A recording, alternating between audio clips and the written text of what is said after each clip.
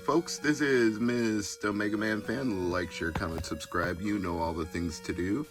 Today we're going to look at Indie Heroes Collection 2 from Evercade, a selection of 12 new retro games. So basically, another volume of homebrew for the Evercade, all on one cart.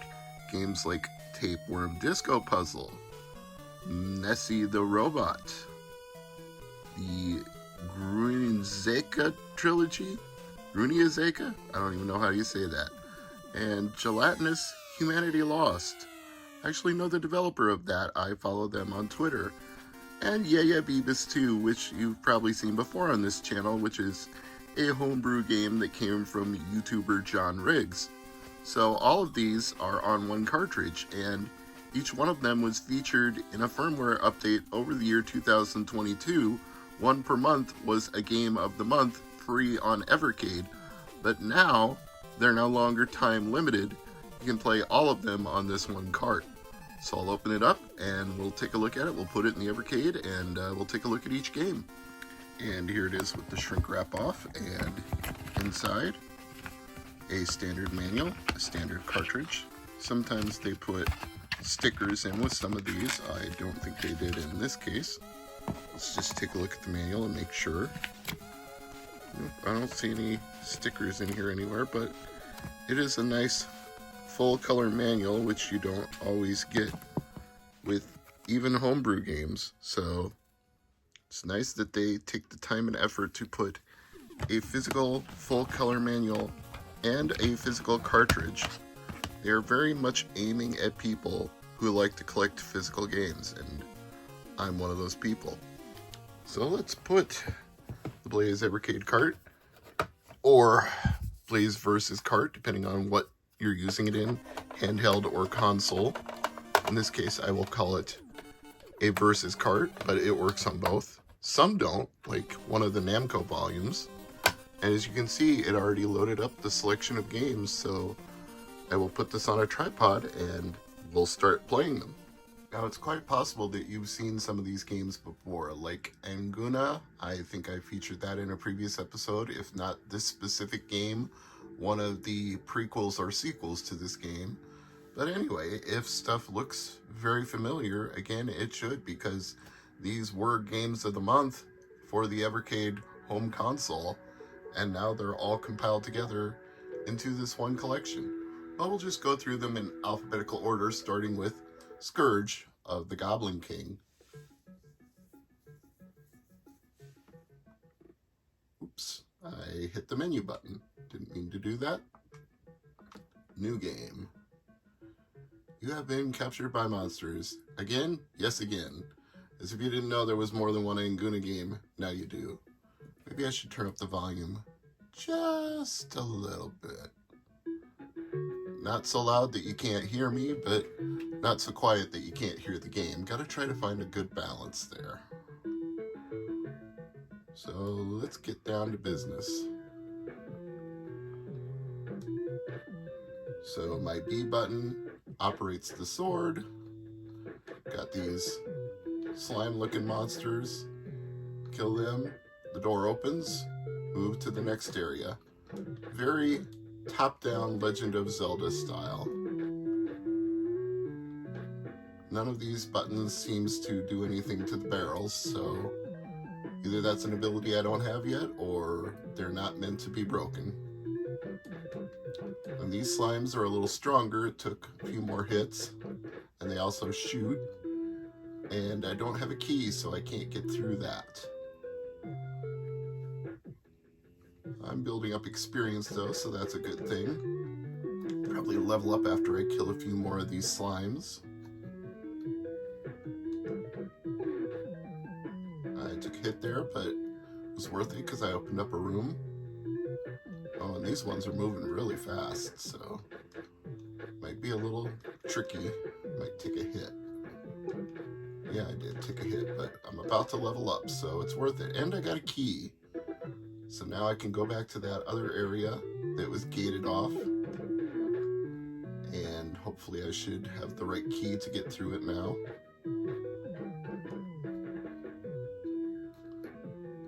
I assume at some point you can pick up health somewhere, which I'm gonna need because I keep taking hits. And that was indeed the right key. Oh! Boy, I got attacked in a hurry there by whatever that was. Took a lot of my health. Now we got some bats. So, I mean, oh good, health. If you like top-down Zelda exploring games, I would say Anguna Scourge of the Goblin King.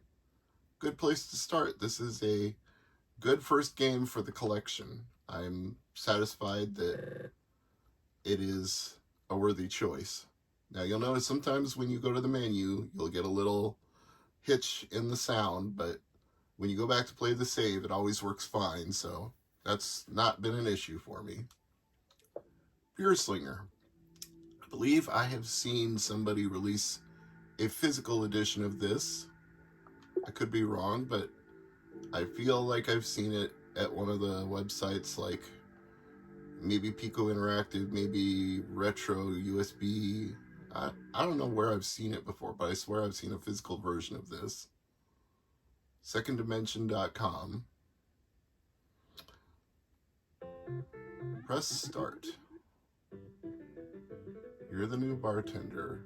Good luck.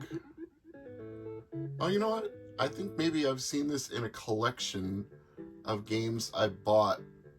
Like, I bought the N8 Pro. And I think this was one of the ones that came with it. I think that's why it seems familiar. Because, you know, they include packs of games, like licensed games with your EverDrive. And I think this was one of those games. It sure feels like a game that came with an EverDrive that I've played before. There may be a physical version of it too, but I'm almost certain that I've played this previously. It's a good game. It's got voice samples, which you don't necessarily expect for a lot of NES games, so that's kind of a unique twist. But yeah, if you like Tapper style games, this one is a good one to play. So far we're 2 for 2. Cowlitz Gamers Adventure Trilogy. Well, that seems like 3 games, not 1 game. I know this says it's a collection of 12 games, but it feels like more than 12. And actually, if I put Evercade Indie Heroes Collection 1 and 2 in at the same time, there may be a bonus game for all I know. Let's see, 3 8-bit arcade-style platformers in 1. All right, let's see what we got. Adventure, Second Adventure, Lost Adventure. Well, let's just start with Adventure. Let's start with Adventure, I said. There we go. Okay, so you're this little blue thing down here, jumping to platforms, collecting items, I assume hitting switches, or no, collecting more items. Probably got to avoid this thing that's running back and forth. Ah, and that's that. Let's see what she's all about. This is a recent one from 2022, also from Second Dimension. Nice that we see all the programmers and designers credited right at the beginning, even before the company logo. That's cool. And even more credits. Wow, they're going for epic here. They're really ramping it up with the sound design. Barbarian soldiers of the tribe rest by the fire after a long day. Okay, let's just play the game. So I have a crow that can be my familiar. This looks like it's either Genesis or Super Nintendo style.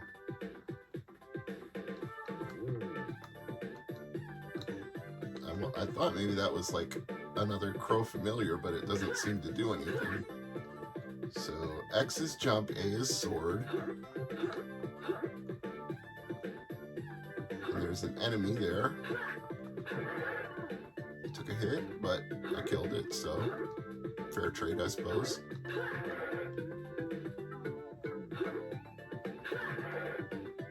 hitboxes take a little getting used to.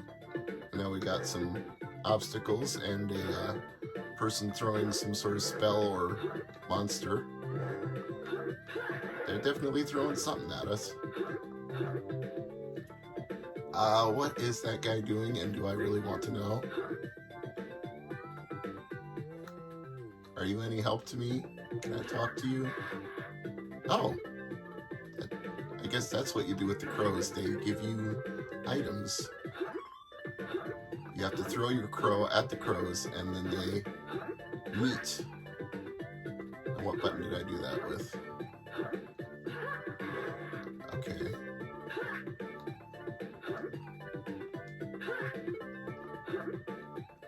It's easier said than done. Apparently it only works once? I don't know. Oh. Yeah, the controls definitely take some getting used to here. Oh, maybe you have a... Yeah, there's a crow counter at the bottom. I have a limited number of crows. I should have known that. So I can do it one more time, and I get a coin. Until I collect more crows. However, one is supposed to collect crows. And you can't just touch the crows that are already there. That doesn't work. I'm sure there is some way to collect crows. Also, you can't just jump down by hitting down in the direction you were. It doesn't. You can jump up, but you can't jump down. You always jump up. Jump only jumps up. That's kind of frustrating.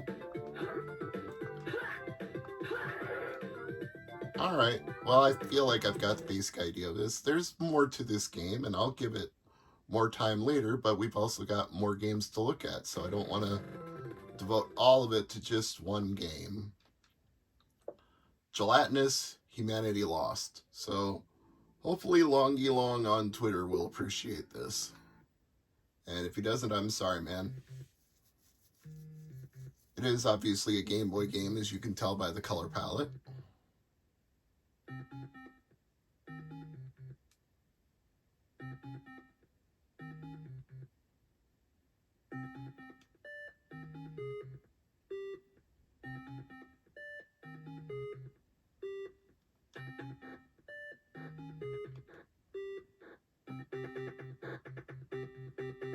And we've got a map.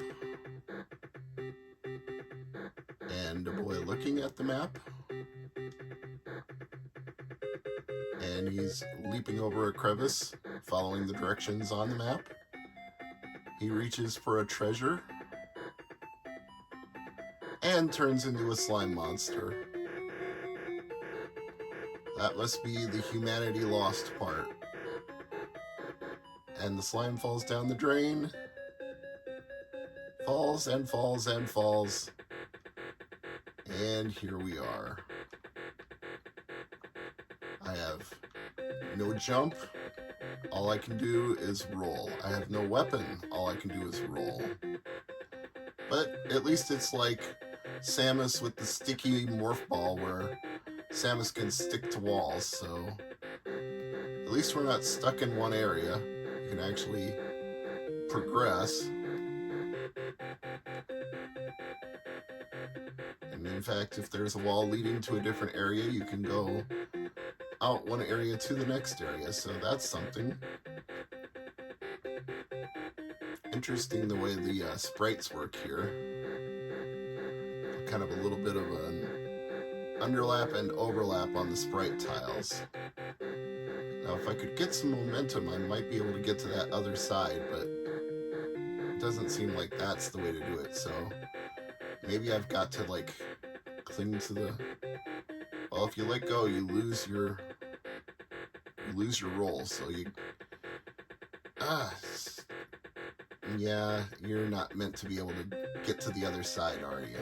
It's purposefully not letting me roll all the way around. So, it's leading me in this direction. I have to go this way. I don't have a choice. So, I guess we go left instead of right. See what we find over here on the other side. Music's alright. Graphics are what you would expect for a Game Boy era game. Just went through a door to a different area, falling down again. Oh, and now we got some environmental hazards. It's like dropping water or oil, something that obviously hurts the slime.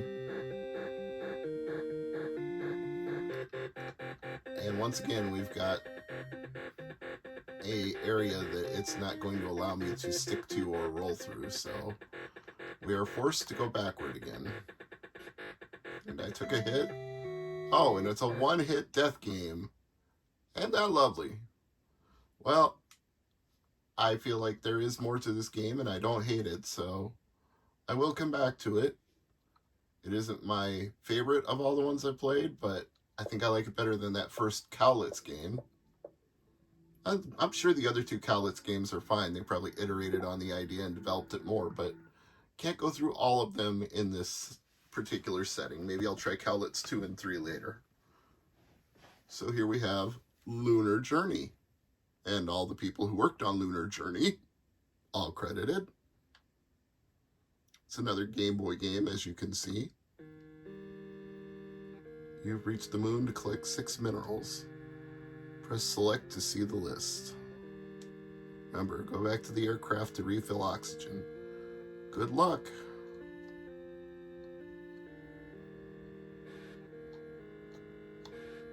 So it's free roaming. You can go pretty much anywhere. This is my last writing from the Apollo 11. I thought I saw a lemonade stand around here. I must be dreaming. Neil Armstrong. Remains of Apollo 11. It's difficult to move these rocks.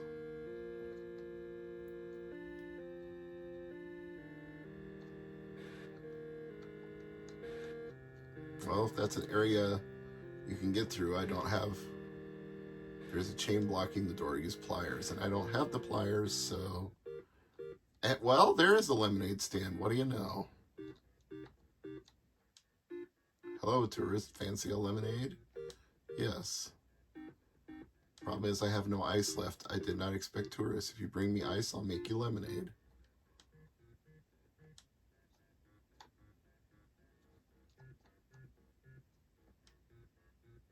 You have 9 oxygen left. Okay. Guess that was dangerous. I didn't know not to touch it. It looked like water. Oh, you've got the pliers.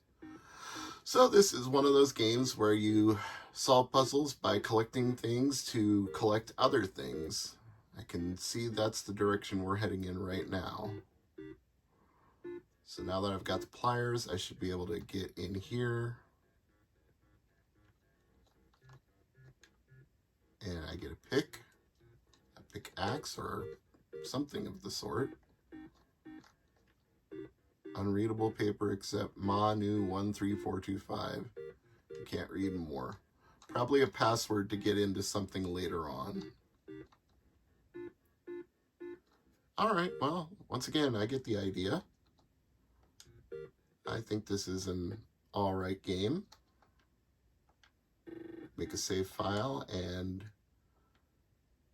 I guess I thought it would be more like Lunar Lander with the name Lunar in it, but it was a pleasant surprise. That was not quite what I expected it to be. Nessie the Robot from 2020, a platformer for 1 player. Press start. Main game. One day in the peaceful land of Pixel Park.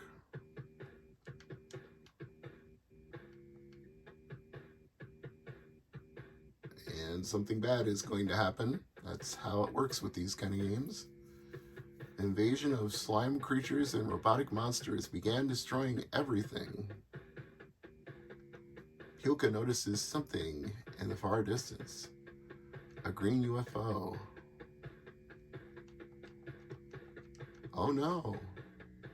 Nessie, our little robot adventurer, decided to seek the one who wreaked the havoc. Pixel Park, 3 p.m.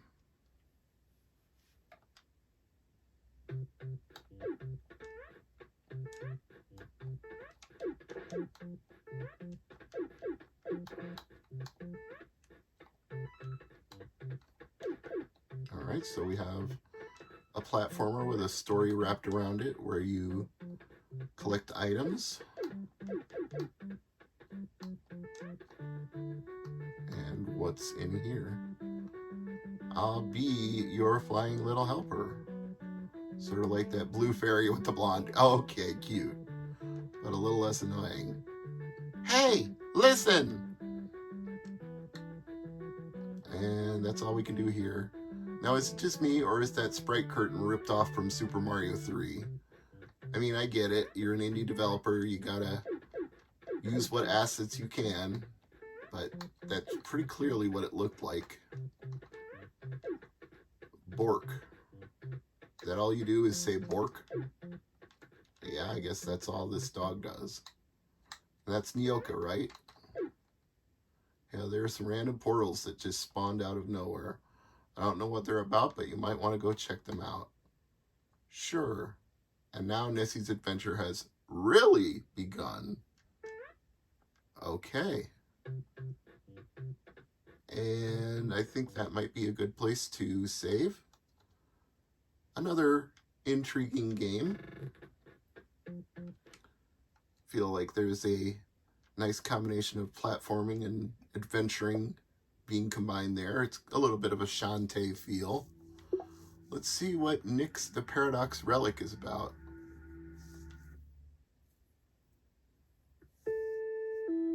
New game. The Oterica Planetary Defense Force has issued a bounty. A group of dangerous pirates eluded our forces and escaped. We're the only one capable of catching them now. 2 of the pirates you have faced before, and Sherd of the infamous Cat Sisters. Proceed with caution. They are armed and dangerous. Is it just me, or do I get the feeling the developer is kind of using a fursona here? Like, I'm not saying that's a bad thing, but it definitely has that feeling here. Like they're living out their ideas in 8-bit pixelated form, which is okay. Every game developer's got to be inspired by something. Some secrets are best lost to the veil of time. Well, I suppose that's true. If you watch Wang's channel, there were some things he talked about that I would say were best lost to the eons of eternity. Well, the platforming is okay. I don't mind the controls. Firing and jumping seems to work well enough. Unlike that other game I played, you can actually jump down and not just jump up. Whatever direction you're holding when you hit the jump button moves you in that direction, which I appreciate. The weapon only fires one direction though, so you're kind of stuck with that. But at least you can rapid fire, and they do drop health. Oh no, wait, I can fire up. Why did I think I couldn't? That's weird. I don't know how I suddenly figured out that I could fire up instead of just one way. Maybe I was holding another button at the time I tried to fire up, and that's why it didn't work. And you can break objects on the screen too to pick up stuff. That's helpful.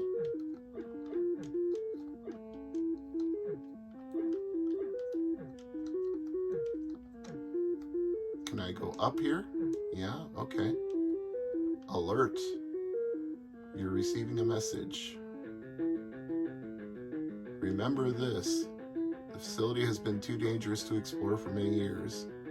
You will be rewarded for every monster defeated. Okay. I think we got some good stuff going on here. I'm a fan of this one. Let's do a quick save and go back to the menu. Recnum Souls Adventure. An action-adventure game for one player. Should have gotten a bottle of water before I started this. My throat's getting a little dry. I'll try to push through. In a land far away, legends told of an elf of Light, a story about Cherry who was looking to find her lost family.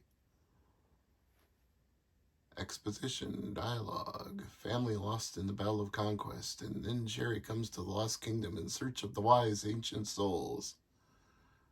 Another wall of text? Nope, now we're actually playing. Okay, so we got another top-down mapped style Zelda-ish game. This would be our overworld, clearly. There will be some dungeons or caves of some kind. We can't throw the sword, we can only aim the sword. Maybe we'll get a throwing weapon or a boomerang or a gun at some point later, but for now, it's just a sword with a very small hitbox range, which means I could easily get hurt if I don't use it in exactly the right place. But then it doesn't look like we have to necessarily kill all the monsters. We can just avoid some of them. And what's going on here? Who's this? Christian the Ancient. Allow me to tell you your secrets. Sure, why not? Boom bam hayat ka. Look in the desert for the greatest. Okay, sure. So now we're kind of doing a side scroller instead of a top down. So this is exactly what I talked about. We switched from like an overworld area to something different altogether. Although the enemies are similar, they've just been programmed to behave slightly differently.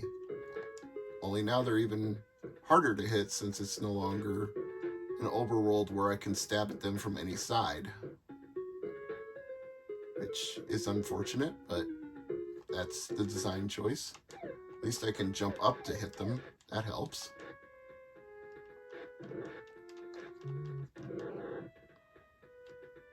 Okay. This seems alright. What do I do here? Oh, yes, a boomerang. See, I knew there would be some items somewhere. Alright. That's a good enough start. Let's save there. I think this game might be one of the more sophisticated. It seems like there's a lot of different things going on there. Now, Tapeworm Disco Puzzle, I'm pretty sure I showed off on a previous video, so I may not dwell on this too long. This was one of the monthly games, as are all of the games on this collection. But yes, this is a game I featured previously. You've only got so many lengths of your snake, so you gotta use it wisely to collect all of the music. And there's a level code for each one you complete.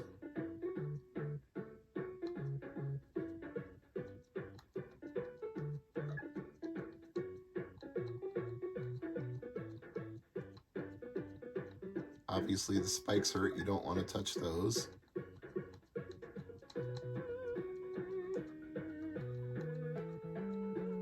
So 6, 5, 4, 3. Had just enough lengths left to get them all. So yeah, you get the idea. It's a puzzle game with levels where you have to avoid the spikes and avoid the monsters and collect all the items. It's a good game.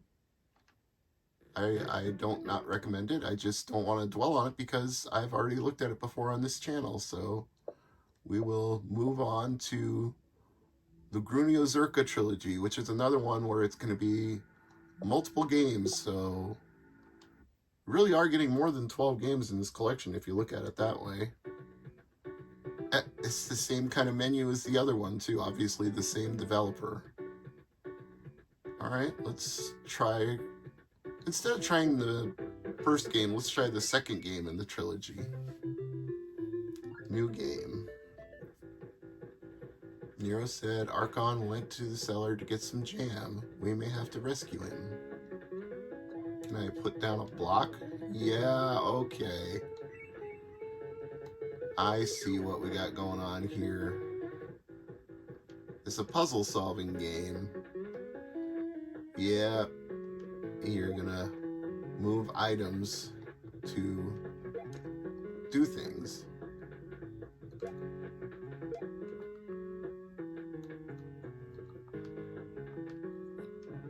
Ah, okay. So I guess I can just skip that one carrot. Don't have to get them all. Oh, you push down. That's how you say hello. All right, interesting. You know, out of those two games that are trilogies, I think I like this trilogy better. So I'll give this a thumbs up, the Grunio Zerka trilogy. And we don't need to focus on Yeah Beavis 2 for too long because I did show this off on a homebrew review, but just to briefly recap, that's John Riggs, Rigged Games. Follow him on Twitter. You can watch his YouTube channel. And basically the game is a timed level where you have to survive for the appropriate length of time and take out the enemies. Sometimes you have to do some platforming.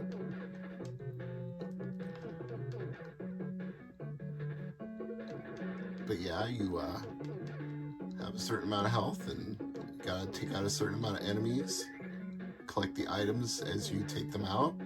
Some take a couple hits, some take more, some give you extra time. But whatever you do, you gotta take those enemies out. And that's how the game works. It's fairly simple, fairly straightforward game. So now my curiosity is piqued if we get a bonus game by putting in Collection 2 along with Collection 1. So I'm going to pull out Collection 1 and we're going to give that a try. See what happens. So you can see Gelatinous Humanity Lost there is one of those Game of the Month games. So right now we've got 12 games, officially not counting the ones that are a trilogy, which are more than 12 games. But let me grab Indie Collection 1.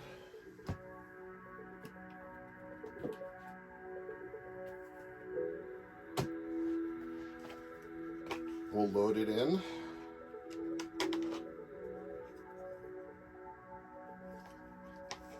And we'll see if it gives us a bonus game or not. Indie Heroes 1 is 14, so this should be 26 total. And if there are more than that, then there was a bonus game for having both.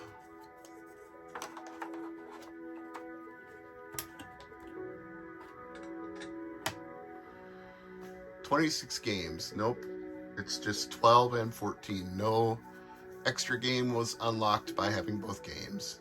I'm Mr. MegaManFan. Like, share, comment, subscribe. And as always, thank you for watching.